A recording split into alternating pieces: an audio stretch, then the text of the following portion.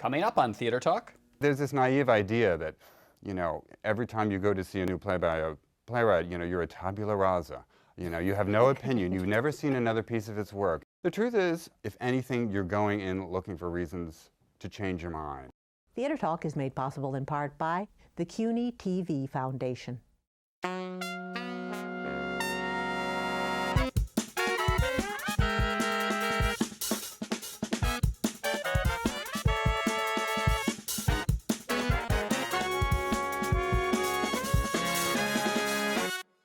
Some like to sink and think in their easy chairs of all the things they've risen above.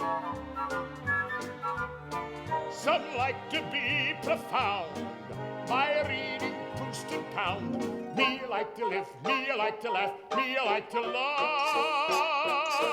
From New York City, this is Theater Talk. I'm the show's producer, Susan Haskins. And I'm Michael Riedel of the New York Post. So, Michael, Follies is fantastic. I've said it before, I'll say it again, and we're going to talk about it tonight. Listen, it's a great way to start the new theater season with an absolutely brilliant, thrilling revival of Follies at the Marquis Theatre that is turning out to be a huge hit, in no small part because of our two guests tonight. We are joined by, can I say this, a theatrical legend? Oh, please. No. How about, Yes. No, it makes me sound too old. How about just a pro? Just a pro, all right? An old pro, okay. Elaine, Paige, who just tears the roof off the theater with I'm Still Here. She, of course, is the original Evita and Grisabella in Cats, and back on Broadway in Follies. Welcome. Thank you so much. It's great to be here. And a friend of mine from my private life, who is a great, great guy that I have dinner with his wife from time to time. Wonderful actor Ron Raines, who you know from The Guiding Light. And also one of the most beautiful voices in New York, who's playing Ben in Follies. Welcome.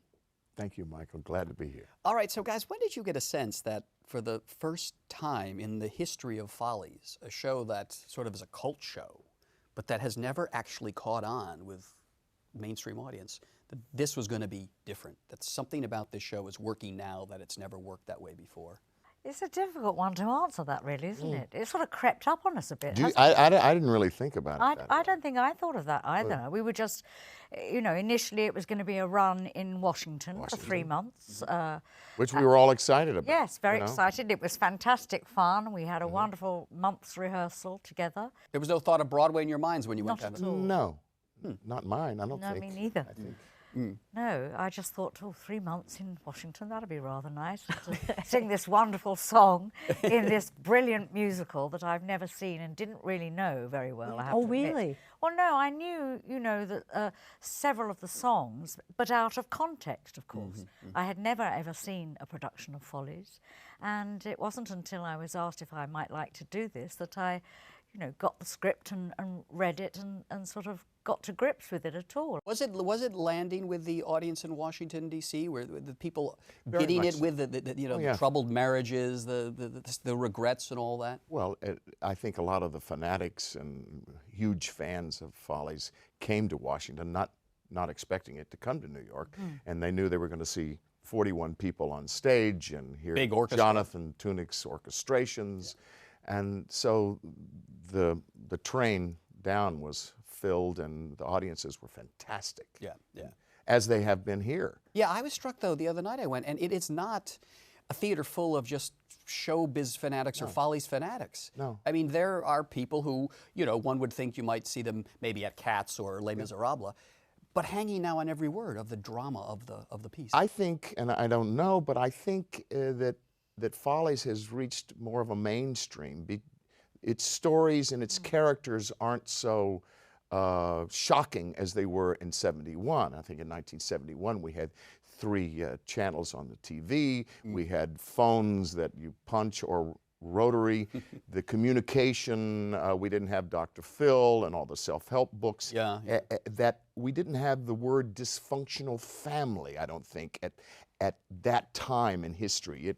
We all began to realize later on that we all came from dysfunctional families. I think there's more of an identification. That's what you're saying, Yes. isn't Yeah, it? that the From the audience to the characters on stage. I think that's, as you say, everything you've just said is that's the key to it, really. Yeah, It's yeah. not so unusual anymore to see these dysfunctional people, obsessive behaviour, etc., etc. I want to ask you both about two great songs you do, and if you can kind of take me through how you learn the song and the particular struggles of a song. You have a song that, you know, every great diva sings, I'm Still Here. How did you approach the song? Because I've never heard it done the way you do it. It's usually done kind of cynical, world-weary. You bring a kind of anger and defiance to it. I've gotten through. Hey, lady, aren't you heard this? Wow, what a looker you were. It's been quite a journey for me, this song. When I first started to grapple with it, I can honestly say, you know, it's a long song. It, as you know, it spells out the social history of America in the first part of the song. Then it turns and it's more of a personal story of her own story. Stephen Sondheim told me that he'd written it for Joan Crawford. Oh. And that it was really about her life and struggles. And he told me that, you know, no matter what obstacle was put in front of her, in front of Carlotta, she would manage to overcome it. Did you have to do a little research to get some of the old pop culture references? Oh, I did 5D on babies, Yeah, Major Pose. I did it all, of course, because not being an American, and yeah, no, I certainly had to do that. I mean, because unlike in England, I mean, we wouldn't know what half of that meant. And in fact, I tried it out in a concert that I was doing prior to coming to Washington, and I omitted that section because I knew it would have no relevance to an English audience. So yes, absolutely, I Googled away for all my worth to find out about 5D on babies and BB's bathysphere and so on and so on. I think I did know about Hoovers. Shirley Temple, but But it used to be Brenda Fraser. it did. In the original, it was Brenda That's Fraser. right. And But again, that was a discussion with Stephen, and he specifically asked me to sing Shirley Temple. So he was very valuable. It was fantastic to have the author Yes, there, very much. you know, to be able to give you Clarify. that clarification and insight. It was absolutely fantastic. And let me ask you, Ron, you do an absolutely stunning rendition of The Road You Didn't Take, which is my favorite song in the show. Did Steve talk to you, work this one out with you to some extent? He helped me enormously, and he clarified what that song was about. And I always struggled with it. I was trying to interpret it in a way, and I did it so many different ways. And he came in and worked with us a while back, and he basically said, "You're lying. You're lying. She's lying about Buddy, you're lying about, everybody's lying, and they realize that their lives are a lie at the very end." And he says, "You know, you're talking, you're bragging, I don't remember, I don't." He says, "You remember everything." He says, "You think about it constantly." And of course, the young Ben and young Phyllis and the young Buddy, as they're talking, that's what's going on in my head constantly. You know, it's what drives me, and it's what torments me. And I mean, he would just say one word, and it would just, it would be, as Bernadette said, he can say one word, and it's the key that unlocks. So for you it was line, and for you it was I don't know if it was triumph? Well, triumph was certainly it. But he said to me the same kind of thing, that it's not a performance; it's introspective, and it's her thinking about her life to herself and what has happened to her. And there was one line particularly in the lyric that I didn't understand, and I grappled with it, and I tried it so many different ways, as I did also the song entirely. But this one line, which was, "Been called a pinko, commie tool, got through it stinko by my pool. I should have gone to an acting school, that seems clear." And I said to him, does she think that she's a rotten actress, you know, that she should have gone, if she'd gone to drama school or something, she would have been better at it and not had to, you know, have rich men in her life and so on? And he said, no, that line is with reference to the communistic situation, the trials, the communistic, the Yeah. McCarthy. Mid-50s, Yeah, yeah. yeah, yeah. Yes. 54. Been called a pinko commie tool. Yes, and he said it was with reference to that apparently Joan Crawford, I don't know if I'm allowed to say this, Joan Crawford was such an actress, both on and off stage, that at the trials she acted her way out of the situation, leaving enough room for there to be doubt about her. Leaving enough room, in other words, you know, that there was a possibility of doubt. So, in other words, she's clarifying to herself, I should have gone to an acting school, that seems clear. Because I'm really good. So someone said I'm sincere,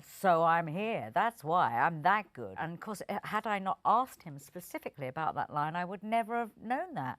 How would you know if you didn't actually have the ability nor to would our ask him? viewers. So I would never have known that Ben is lying in that song. Ron, you have the breakdown scene at the end, love, laugh, and live.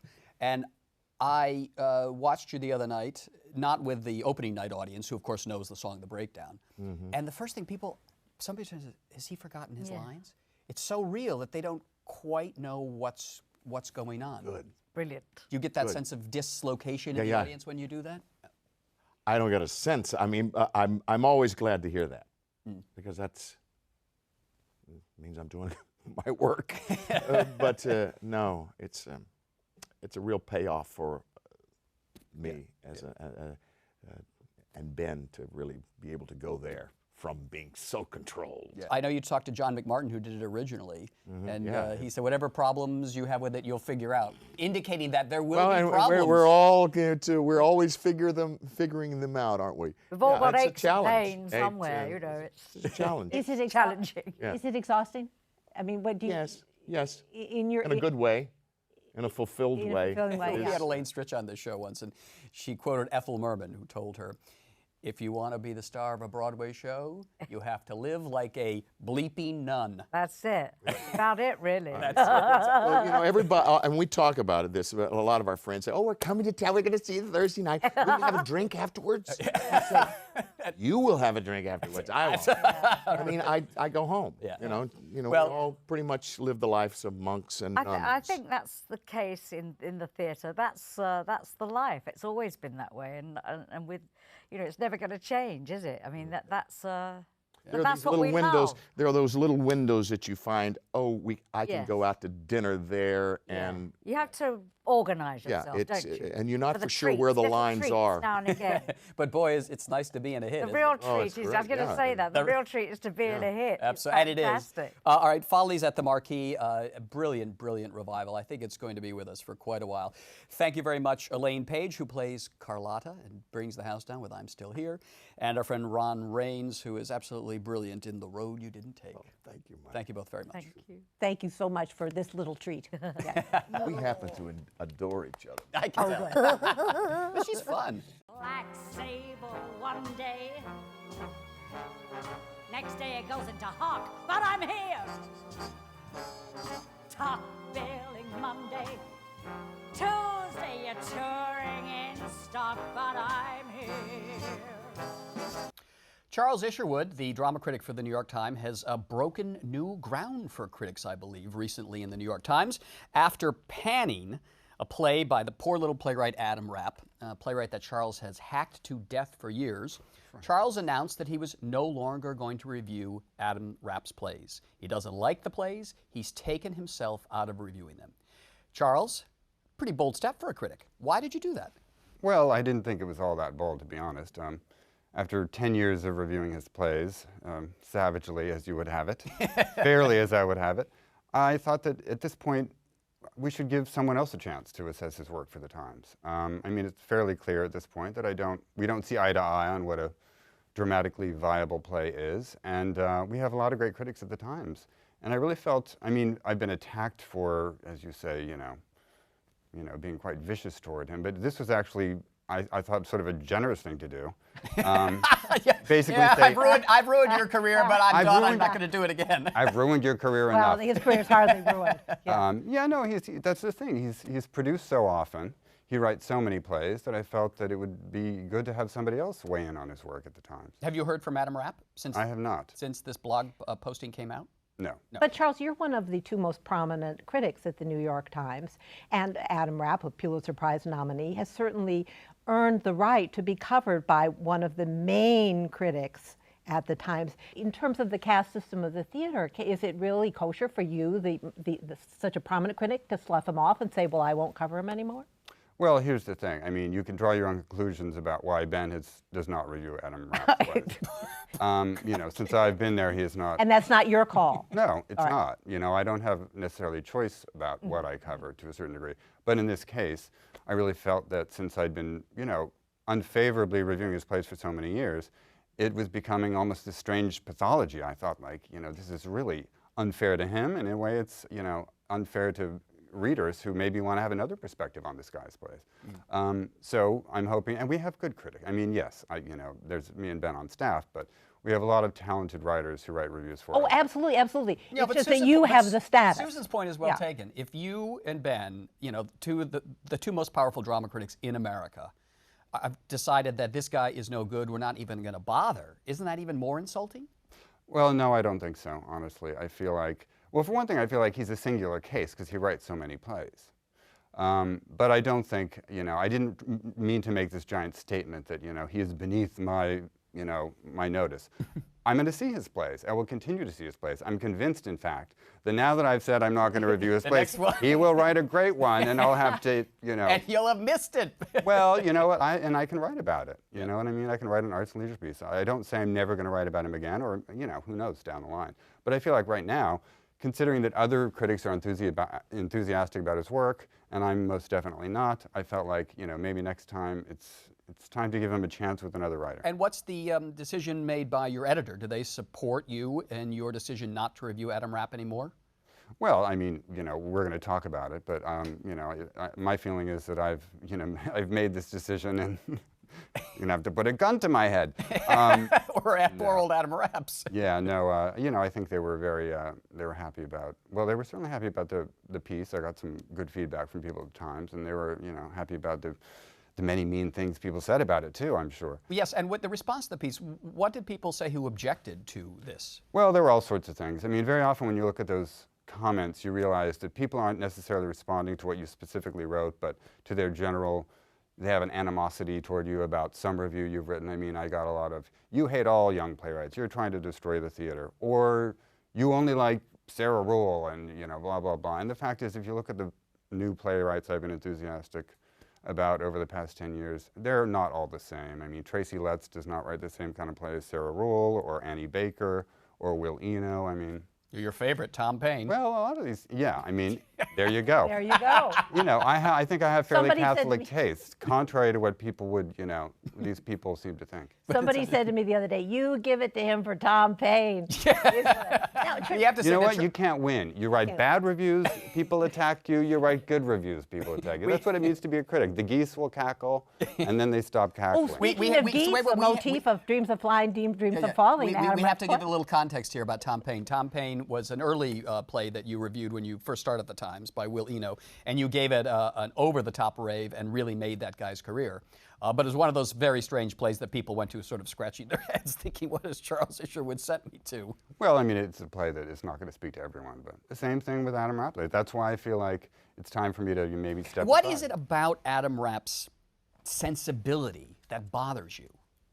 Well, I don't want to get into the game of bashing him again, because people have attacked me for writing that column saying, you're just trying to beat up on him one more time. And that's not what I was trying to do. I was just trying to make a point about. But it's a fair question, though. But here's the thing. You know, I can appreciate many styles of playwriting, but I don't feel that his plays really have any emotional truth in them. I think they're very showy, they're very flashy, they've got all sorts of strange violence and surreal incident in them. But it doesn't really seem, you know, I go to plays to see a reflection of, or an illumination of life. But he's And his making plays- a social commentary. Let him finish. Not in my view, he isn't. He's making a false one. But Charles, I did see Dreams of Flying, Dreams of Falling. Even the which title is sounds about, awful to me. Which is about, he's attacking rich people, but it was, as John Lars said, campy. I mean, it was a little heavy-handed in parts, but I found it entertaining, and it certainly was attacking a class of people that I thought deserved to be attacked. Good. The New York Times can hire you, and you can review No, Adam Rapp because plays from I now on. cannot write the way Charles Isherwood can write. Well, I feel it was doing it in such an obvious way that, as I say, does not draw on the way, you know, people of that ilk generally behave. So it was, and you know, using imagery that was borrowed from other plays. I mean, the ending was clearly drawn from The Goat, and you know, he just has people behaving bizarrely for no apparent reason. Now, his plays are sort of hyper heterosexual. Are you a heterophobic critic, Charles? I don't think they're hyper heterosexual, to be honest. I don't, you know, I mean, they're definitely hypersexual.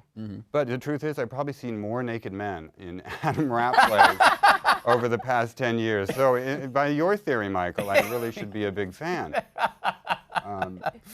Yeah, he's a big fan of putting sex and other, you know, I was going to say unpleasant things on stage, but that's not what I mean. Now, the only other thing, though, Charles, is we know a lot of critics who are now out of work, and you know, wonderful critics who can't even get jobs. And here you are, you have, you know, your nice job at the New York Times, and aren't they kind of paying you to suspend your bias against an artist and look at each individual work by itself? That's precisely what I do every time. Yeah, yeah. You know, but there's this naive idea that, you know, every time you go to see a new play by a playwright, you know, you're a tabula rasa. You know, you have no opinion. You've never seen another piece of its work. The truth is, honestly, I didn't put this in my piece because I didn't have a lot of room. You know, once you pan a playwright's work, if anything, you're going in looking for reasons to change your mind. Oh. At least I am. You want to be convinced that, you know, he does have talent because obviously he's being produced, and you know, you really, I'm trying to find things to like about Adam Rapp plays, and I have found, I've been, you know, somewhat, you know, complimentary about some aspects of his work, but that's the truth. I mean, I don't, you know, every time I see another Adam Rapp play, I do go in thinking, please God, let it, you know, and after a dozen of them, I just realize that it's, you know, maybe not going to happen, at least until I stop reviewing them, and then it'll happen. Let me flip this question, though. Do you find yourself, when you're a champion of Sarah Ruhl or Tracy Letts, playwrights that you've really helped establish, do you find yourself when you go in to see a play of theirs that you don't like as much, do you pull your punches because they're your favorites? I don't think I've done that. You know, Superior Donuts, which I reviewed in Chicago before I came to New York, which was the first play after August Osage County, which I absolutely adored. I gave it a very tepid review in Chicago. It came to Broadway anyway. I couldn't tell you why. And Sarah Ruhl, one of her plays I definitely didn't like much when I reviewed it in Washington. I did like it a little more a few years later when it came to New York. But you know, I do judge each show individually, Susan, contrary to what you appeared to be implying. No.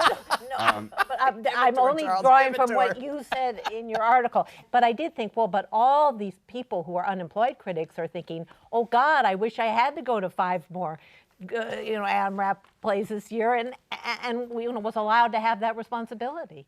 Well, as I say, by not reviewing his next play, I'm giving one of those critics a chance to... Susan has got it for that job. A chance to, you know, review one of his plays, which will probably be produced at a major New York theater. So there you go, Susan. I'm doing someone a favor. Charles, I do want to ask you about a line in your blog posting that I found quite interesting. You said, frankly, this leaves me contemplating abandoning my vocation to open a yogurt shop in Long Island City.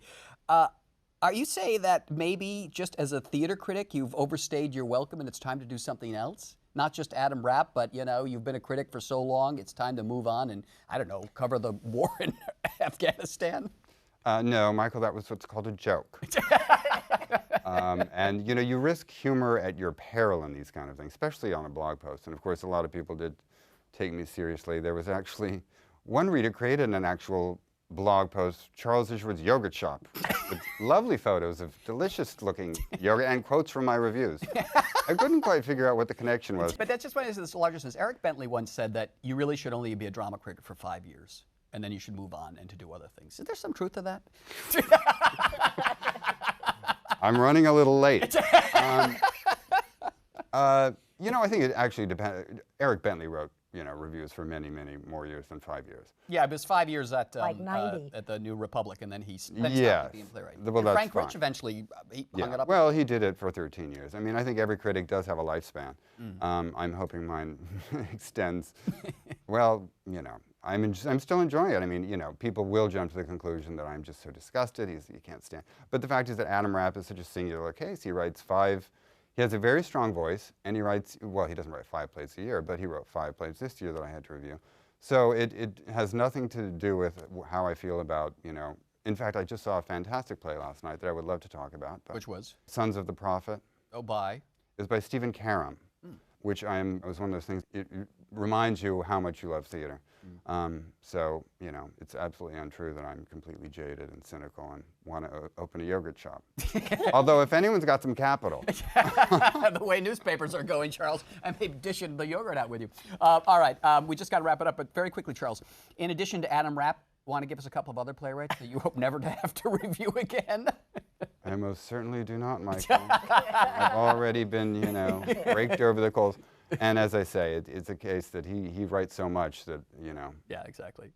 Well, it was a provocative, a bold statement that you made and got a lot of chatter on the New York Times. And we want to say, Adam Rapp, if you are watching, you are welcome to come on Theater Talk and respond. Why isn't he here now? What fun that might have been. That would have been great. Charles Isherwood, great critic for the New York Times.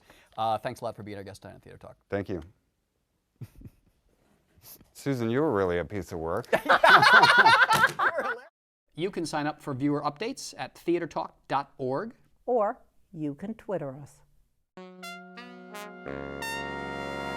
Our thanks to the Friends of Theater Talk for their significant contribution to this production. Theater Talk is made possible in part by the Frederick Loewe Foundation, the Eleanor Naylor Dana Charitable Trust, the Alan S. Gordon Foundation, the CORY and Bob Donnelly Charitable Fund, Carrie J. Fries, the Dorothy STRELSIN Foundation, the New York City Department of Cultural Affairs, and the New York State Council on the Arts, a state agency.